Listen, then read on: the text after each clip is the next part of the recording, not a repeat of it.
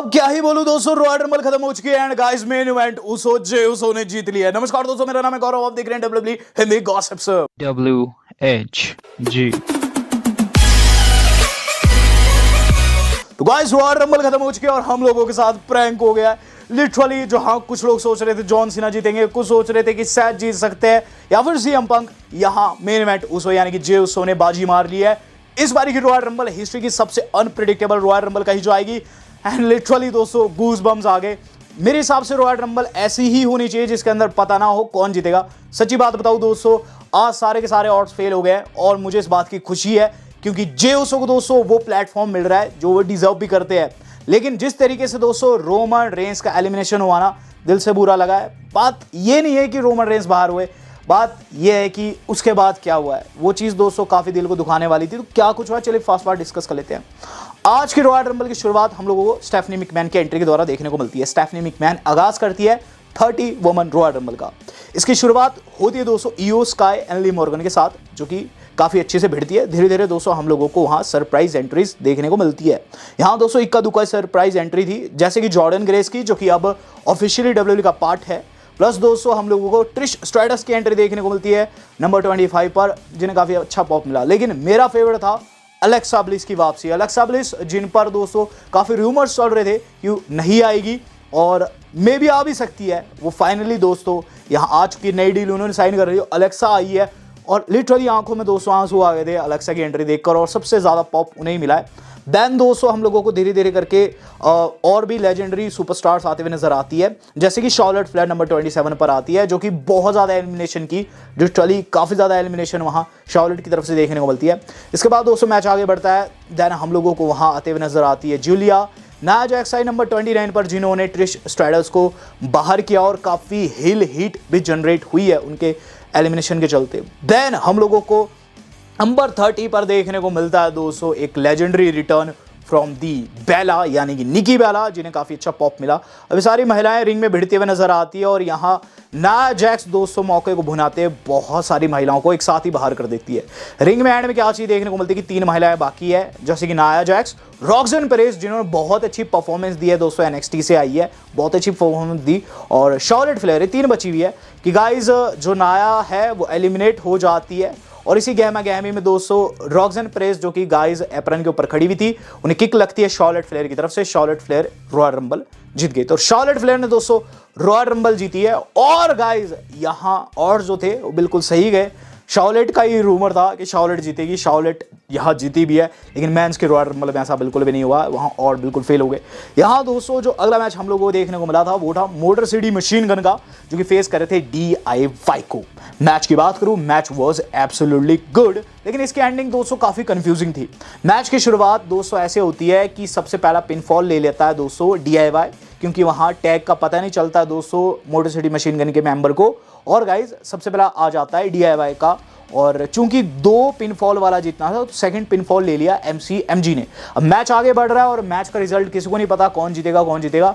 वहां दोस्तों एंड में जब मोटर सिटी मशीन गन जीतने वाली थी, एप्रन के ऊपर हम लोगों को मॉन्टेस फोर्ड दिखाई देते हैं और दूसरी जगह पर दोस्तों एंजेलो डॉकिंग्स, जो कि गाइज वहाँ हमला कर देते हैं क्रचेस के सहारे, जो बैसाखी रहती है वो पीठ पर तोड़ देते हैं दोस्तों वहाँ, और मोटर सिटी मशीन गन के मेंबर को नीचे गिरा देते हैं। DIY दोस्तों मौके को बनाते हुए अपना फिनिशर लगाकर मैच को जीत जाती है। यहाँ लगता है कि शायद से अपना कोई बदला लिया मोटर सिटी मशीन गन ने पुराने वाला, लेकिन गाइस जो बदले को नहीं आ रखी थी, वो सिर्फ अपनी कंटेंडरशिप जताने को आ रखी थी। उन्होंने दोस्तों फिर DIY को भी उसी क्रचेस से तोड़ा है एंजेलो डॉकिंग्स ने, और गाइस यहाँ खून भी निकल रहा था चैंपा के, काफी ब्रूटल लग रहा था देखने में।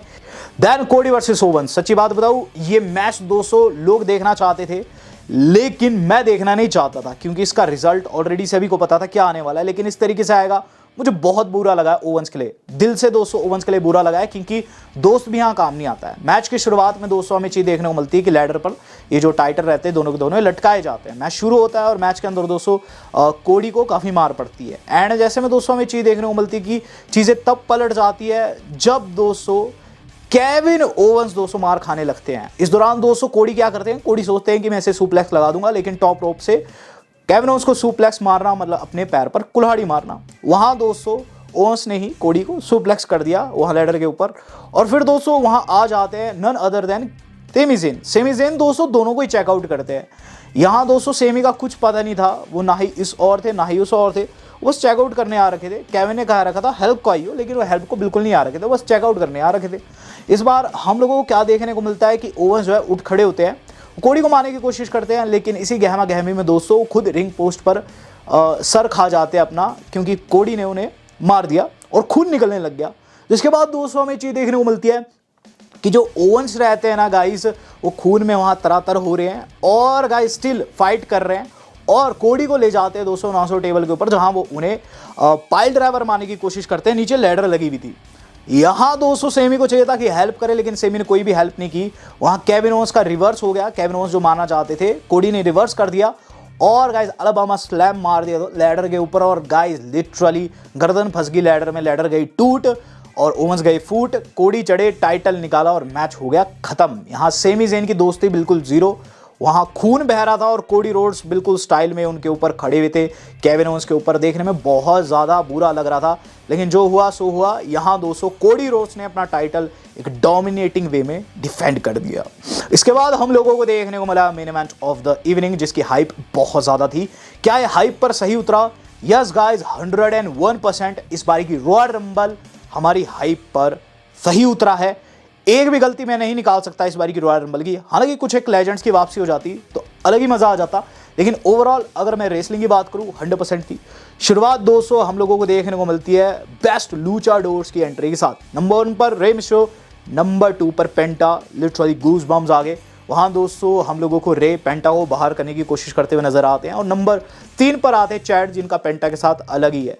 जिसके बाद हम लोगों को जो सबसे बड़ी एंट्री देखने को मिलती है जिसने बहुत ज़्यादा डोमिनेशन मचाई, वो थे ब्रॉन ब्रेकर। ब्रॉन ब्रेकर ने स्पीयर की बारिश कर दी।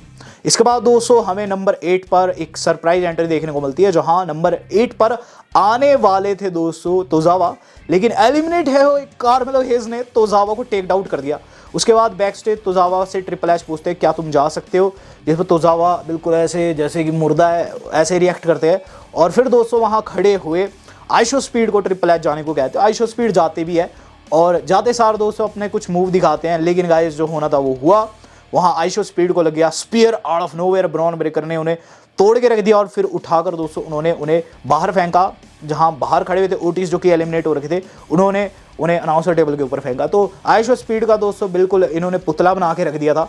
जिसके बाद दोस्तों हम लोगों को शेमस की डोमिनेशन देखने को मिलती है। शेमस की डोमिनेशन रुक जाती है नंबर 12 पर हुई एंट्री से, क्योंकि वो थी जेकब फाटू की। जेकब फाटू ने लिटरली दोस्तों वहां सभी को ओवर पावर्ड कर दिया और ब्रॉन ब्रेकर एंड जेकब के बीच में जो फेस ऑफ था काफ़ी क्रेजी था गाइज। यहाँ जेकब फाटू जो थे धीरे धीरे के बहुत ज़्यादा सुपरस्टार्स को बाहर किए और गाइज यहाँ जेकब फाटू की तरफ से बहुत ज़्यादा एलिमिनेशन देखने को मिली, जैसे कि रूमर्स थे भी।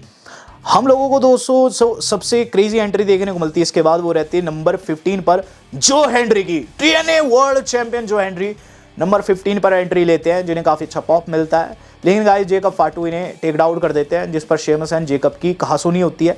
इसी कहासुनी के बीच में नंबर 16 पर जो एंट्री होती है वो हिस्टोरिकल थी। OTC रोमन रेंस नंबर 16 पर आए।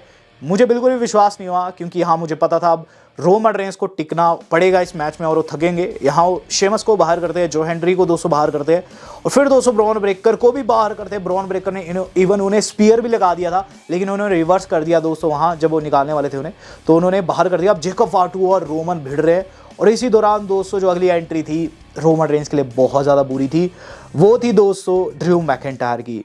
ड्रू मैकिंटायर आते हैं नंबर 17 पर आए शायद, और उन्होंने लिटरली मौके को भुनाया। उनका अलग से ही चल रहा था, उन्होंने जेकब फाटू के साथ मिलकर रोमन को खूब मारा है।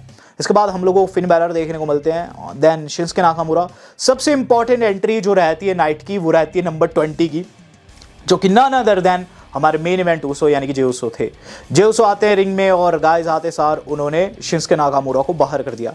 मैच जैसे आगे बढ़ता गया वैसे ही क्रेजी होता गया, क्योंकि अब जो आने वाले थे वो थे हम सबके favourite the phenomenal one AJ styles. Number 21 पर आते AJ स्टाइल्स और AJ स्टाइल्स को बहुत अच्छा पॉप मिला और वो डिजर्व भी करते हैं। AJ स्टाइल्स के नाम की चैंट भी सुनने को मिलती है और लड़ते अंदर जाकर जेकब फाटू से, और फिर जेकब फाटू की तरफ से हम लोगों को तगड़ा स्मैक देखने को मिलता है। देन दोस्तों जब जेकब फाटू ज़्यादा डोमिनेशन मचा रहे थे, फाइनली हम लोगों को राहत की सांस वहाँ मिलती है, क्योंकि आते हैं ब्रॉन स्ट्रॉमैन नंबर 22 के ऊपर। ब्रॉन स्ट्रोमैन ने एलिमिनेट कर दिया जेकब फाटू को और सबने राहत की सांस ली। देन मैच आगे बढ़ता है और धीरे धीरे करके दोस्तों अब एंट्री होनी स्टार्ट होती है।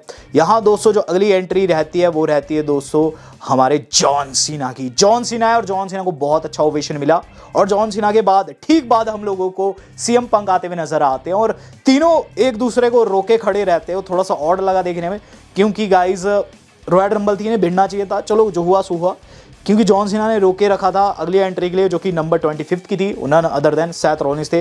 अब ये भिड़ते हैं सारे के सारे रिंग में। एक बार इमेजिन कीजिए ड्रू है रिंग में, जे उसो है, सीना है, रोमन है, सेथ है और अगली एंट्री जिसकी होनी थी काफ़ी इंपॉर्टेंट नंबर 26 पर आ गए दोस्तों डोमिनिक मिस्टीरियो। हंसी छूट गई मेरी। देन दोस्तों उसके बाद सेमी ज़ेन भी आ जाते हैं, एलए नाइट भी आ जाते हैं और गाइज अब हम लोगों को देखने को मिलती है नंबर 28 की एंट्री जो कि डेमियन प्रिस्ट की थी। सारे आपस में भिड़ रहे होते हैं और एक एक करके एक दूसरे को एलिमिनेट भी कर रहे होते हैं। अब गाइज जो अगली एंट्री रहती है वो रहती है दोस्तों नंबर 29 पर एलए नाइट की, जिन्हें काफ़ी अच्छा पॉप मिलता है। सभी आपस में भिड़ रहे थे और निकलने का नाम नहीं ले रहे थे कोई भी। लेकिन फिर दोस्तों नंबर 30 पर लोगन पॉल आए जिन्हें काफ़ी तगड़ा बू मिला। सब जो सोच रहे थे द रॉक आएंगे लेकिन लोगन पॉल आ गए। आपस में इन सभी के बीच में गहमा गहमी रहती है और इस दौरान दोस्तों हमें सबसे बड़ा एंगल देखने को मिलता है रिंग में दोस्तों जो रोमन रेंस है ना वो भिड़ रहे हैं सेथ रॉलिंस के साथ में। दोनों भाइयों का दोस्तों काफ़ी अच्छा एंगल आपको याद होगा, शील्ड विल्ड सब कुछ याद आता है दिमाग में जब दिखाया जाता है कैमरे पर इन दोनों को साथ में। ये दोनों आपस में भिड़ रहे थे। सीएम पंक ने मौके को भुना लिया, इन दोनों को एलिमिनेट कर दिया जब ये रोप पर एक दूसरे से भिड़ रहे थे और सीएम पंक को एलिमिनेट कर दिया लोगन पॉल ने। और ये चीज़ दोस्तों सेथ रॉलिंस को बिल्कुल भी पसंद नहीं आई। सेथ रॉलिंस बिल्कुल बौखला गए। उन्होंने रोमन रेंस को सबसे पहले स्टॉम्प किया और उसके बाद जाकर सीएम पंक को स्टॉम्प किया और उसके बाद दोस्तों उन्हें पता नहीं क्या होता है, वो पॉल हेमर के पास जाते हैं, पॉल हेमर को मिडल फिंगर दिखाते हैं। वो इतने ज़्यादा गुस्से में थे कि गाइज मुझे बहुत ज़्यादा बुरा लग रहा था रोमन रेंस के लिए। एक टाइम को कितने अच्छे भाई ये होते थे लेकिन गाइस सेथ रॉलिंस ने सारी हदें पार कर दी। उसके बाद वो वहाँ नहीं रुकते हैं। वो क्या करते हैं, वो देखते हैं कि रोमन रेंस उठ रहा है, वहाँ स्टील स्टैप के ऊपर बेचारे रोमन रेंस उठ रहे थे। सेथ रॉलिंस गए और सेथ रॉलिंस ने दोस्तों वहाँ भी उन्हें स्टॉम्प कर दिया और उसके बाद पॉल हेमन रोने लगते हैं और कैमरा जाता है रोमन रेंस के चेहरे की ओर जो कि बिल्कुल टेक आउट हो चुके थे। और गाइस ये चीज़ बहुत बुरी लगी देखने में, बहुत बुरा लगा दोस्तों। इसके बाद हमें क्या चीज़ देखने को मिलता है रिंग के अंदर, लोगन पॉल एंड जो हमारे अपने जॉन सीना एंड जे उसो, ये तीन बाकी रह गए हैं जहां लोगन पॉल को दोस्तों एलिमिनेट कर दिया जाता है और फिर दोस्तों जो रिंग में बसते हैं वो रहते हैं जे उसो एंड ऑब्वियसली अपने जॉन सीना। इन दोनों की भिड़ंत होती है काफ़ी तगड़े वाली दोस्तों।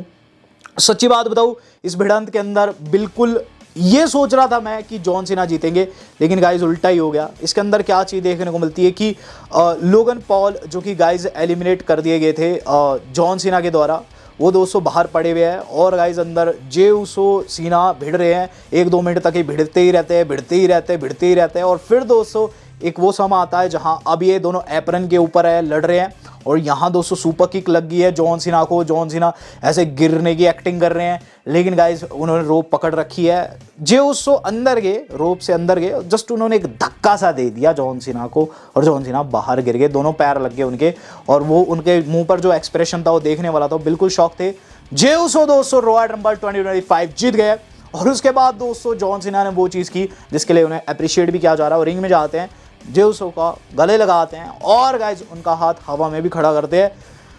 किसी ने इमेजिन नहीं किया था कि जे उसो जीतेंगे रॉयल रंबल 2025 को, लेकिन वो जीत गए हैं। अब गाइज अगर मैं रॉयल रंबल पे टिप्पणी करूं तो रॉयल रंबल मेरे हिसाब से एक सक्सेस रही है। इवन दो इसके अंदर दोस्तों बहुत सी प्रेडिक्शन फेल रही और बहुत से लोगों ने जॉन सीना को एक्सपेक्ट कर रखा था कि वो रॉयल रंबल को जीतेंगे, लेकिन यही चीज़ रॉयल रंबल को खास बनाती है, ये जो अनप्रेडिक्टेबलनेस है डब्ल्यू वालों की अभी की। गाइस इससे पहले कभी नहीं देखी गई है। हर साल दोस्तों लगता ही था ये नहीं जीतेगा तो ही जीतेगा, लेकिन ये बिल्कुल थर्ड बंदा जीता है। जे उसो दोस्तों एक जीत अर्जित जो की है मेरे हिसाब से वो जल्द वर्ल्ड हैवीवेट चैंपियन होंगे। वर्ल्ड हैवीवेट ही क्यों मैं बोल रहा हूँ, क्योंकि दोस्तों उन्होंने मंडे नाइट रॉ के एक एपिसोड में कहा था कि रॉयल रंबल जीतकर वो रेसलमेनिया में जाएंगे और गंथर को डिथ्रोन करेंगे। तो यहाँ दोस्तों जे उसो जो है मेरे हिसाब से गंथर को ही पिक करने वाले आगे जाके, लेकिन रोमन रेंस का दोस्तों कुछ भी समझ नहीं आ रहा है। रोमन रेंस अब क्या करने वाले हैं, क्योंकि रॉयल रंबल तो दोस्तों जीत नहीं पाए। इवन उनके दोस्त, उनके भाई ने उनके साथ ये सब कर दिया है।